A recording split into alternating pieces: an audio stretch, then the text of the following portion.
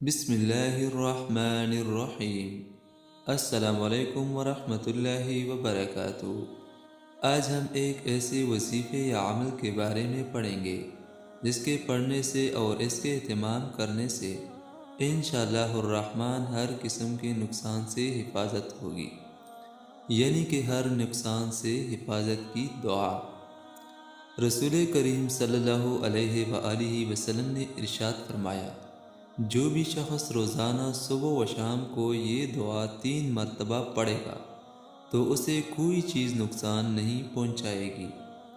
اور جو دعا آپ نے صبح و شام 3 مرتبہ پڑھنی ہے اس کے الفاظ یہ ہیں: بسم اللہ الذی لا يضر مع اسمہ شیء فی الارض ولا فی السماء وهو السمیع العلیم لم يضرہ شیء۔ صبح و شام آپ نے 3 مرتبہ پڑھنا ہے۔ اللہ تعالیٰ اس پہ عمل کی توفیق نصیب عطا فرمائے اور ہر قسم کی برائی سے حفاظت فرمائے۔ آمین ثم آمین۔